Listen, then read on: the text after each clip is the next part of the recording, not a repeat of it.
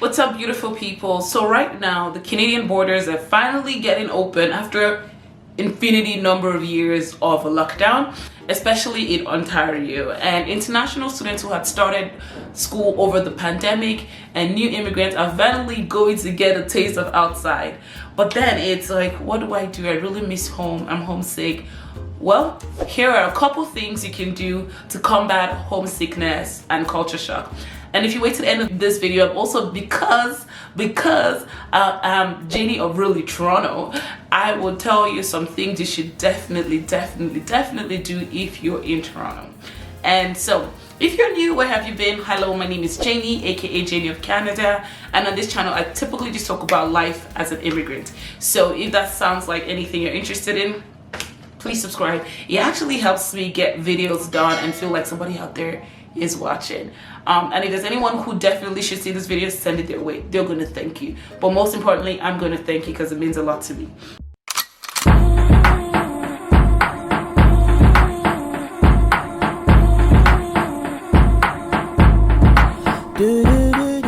Okay, so here are a couple of things then that you should definitely check out if you're feeling homesick or you're doing a lot of culture shock in Canada.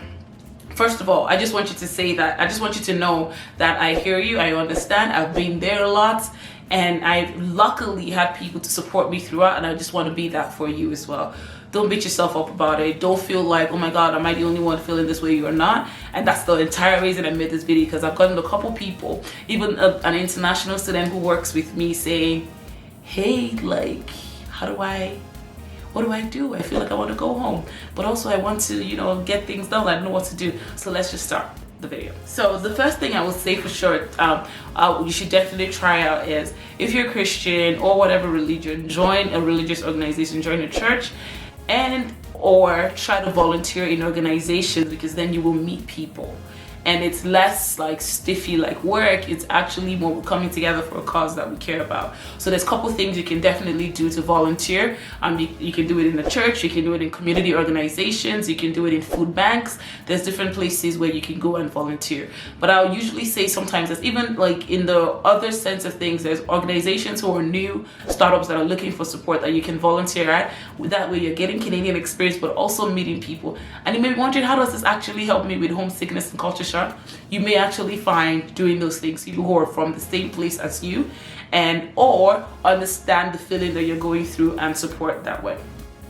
The next thing I'll say is, honestly, step out of your shell and host a games night or a movie night. I used to do that a lot. I would invite classmates and tell them that they can bring one person over, because that's how you start to meet people and you start to meet friends. And when you're hosting, you're more in your safe space.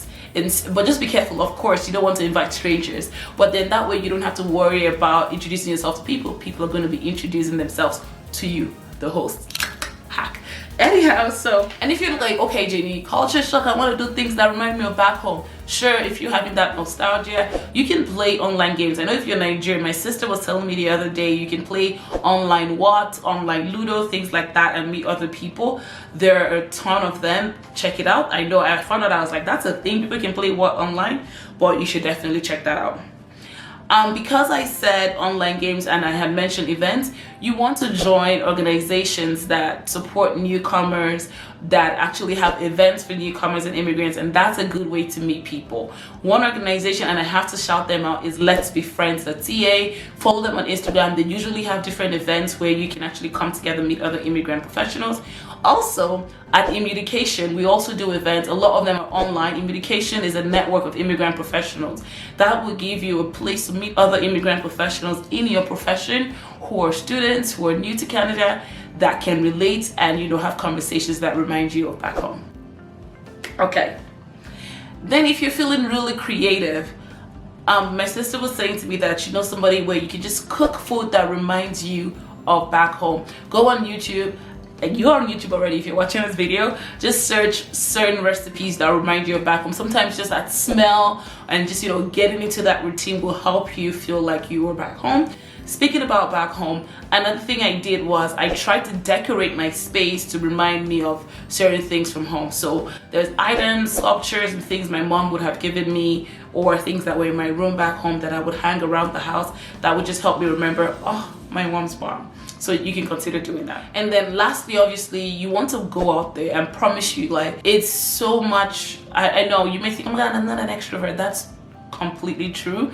But then there's spaces where you can go out there, even if you're not meeting with people, you can enjoy nature, take adventure in, and somebody will meet you, you know what I mean? And so there's one place you should definitely check out. If you're in Ontario, it's called Ontario Adventures. If you're not in Ontario, you should check out meetup.com, where you can meet people to learn different things like skating, tobogganing, games. There's a lot of things you can meet. Whatever interests you have, you can definitely meet people who have this similar interest. So far so good. Is this something you're liking? If it is, give it a like right now, and definitely subscribe if this is your first time around here. And obviously, this is not an exhaustive list. I don't want you to think this is the only things you can do. So if you have any other additional points or something I just didn't think about, because of course I don't know everything, please leave it in the comments. I want people to be able to learn together from here. Okay, so those are all the ideas I have, but because you waited to the end, if you're in Toronto, this part's for you. If you're in Toronto, this part's for you. Or if you're interested in visiting Toronto, actually, here are the top things you must do and must see if you are in Toronto. So first, everybody has to see the CN Towers, the tallest thing since sliced bread. Not only should you just go see it, it's good to take up an elevator ride all the way to the top. There are different things you can do in there. There's a restaurant that rotates, if I remember correctly, and there's the I forget what it's called, but there's a see-through level that's actually quite adventurous, where you were so high where you can see the ground and you feel like, oh my God, if this glass breaks, I'm going to fall. There is things like the edge walk, where you literally go outside from the top. I've not done that. I don't have the balls for it, but there's a lot you can do at the CN Tower. Next thing you also want to do is the check out is the Royal Ontario Museum. You can check out the Ripley's Aquarium. That word is tough. You also want to check out Casa Loma. Casa Loma is this castle in the city, but actually feels like a castle. I should go to Casa Loma. Anyways, and then obviously those things, a lot of those things I have mentioned, you have going in, you have to pay a fee. However, one thing that's definitely free, and I think everyone should see, is the Toronto side in Nathan Phillips Square. You can take pictures there. If it's winter, they usually would have like a skate rink, and you can learn skate, or if you know how to skate, enjoy doing that there. You want to, so speaking about free things you can do as well, you can just stroll through Kensington Market. Kensington Market is downtown-ish, and it actually has different, I would say, hipster, cultural, different like things from the Caribbean, Africa. It's just very exotic in a way. Like, it's an interesting market in the middle of the city. I love Kensington Market. You would find like old artifacts, unique items, collectibles there.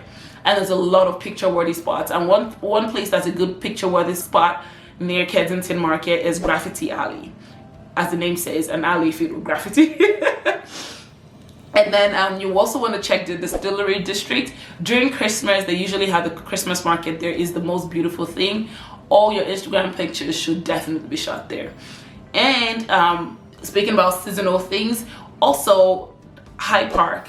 Check out High Park. It's free, but in fall, there are usually cherry blossoms that are the most beautiful thing that bloom, and they only bloom for a couple days, so everyone and their dad is always wants to go see the cherry blossoms. But it's also a nature park in the middle of Toronto that you should definitely check out. And then speaking about nature, Toronto Islands is another place you should go see. So Toronto Islands, I believe, consists of 3 islands, and you go all the way to Queensquay downtown and take a ferry to the islands. In the days when I had some energy, my brother and I would always have like a picnic barbecue there every summer, and it was just so good because it gives you that feeling of getting away on the ferry, but also it's still right in the city. And when you're on the ferry, you have the most pristine views of Toronto. Your Instagram feed will thank you.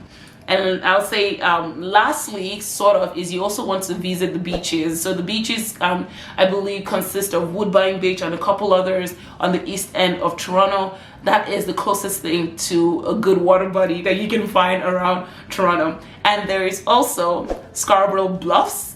That is a nice area. It's very picturesque and has nice hills, but also water that you can enjoy. I'm not going to cover anything about restaurants, there's a ton of restaurants and food you should definitely check out in Toronto. I'm not a foodie, so God help you with that. If there's anything that definitely, if you're in Toronto, you should see that I somehow just didn't touch, let me know, because I need to get all my Toronto in before the year runs out. And lastly, for real, for you who are feeling homesick or you're dealing with culture shock, I promise you, just know that you wouldn't be feeling this way for so long, because once you get acclimatized, once you have your new community and your new family, it will be a thing of the past. Oh, real quickly, I almost forgot this piece. So if you want to see a bunch of all those tours, something you should definitely check out is called Toronto City Pass, which is a 9-day pass that gives you access to seeing a lot of this sightseeing spots for a discounted price, and you can do this over the course of 9 days. If you wanted to do more of a hop on hop off, more affordable, I believe even free, there is the Toronto City hop on hop off sightseeing pass. Check those as well. I'll probably put the links in the description. That would help you, get a quick overview of all the things you can see in the city of Toronto. And so if you like this video, like it. If you love it, please subscribe, because it gives me the motivation and inspiration to keep shooting videos like this to help other immigrants. And I'll see you in the next one. Have a blessed week. Bye.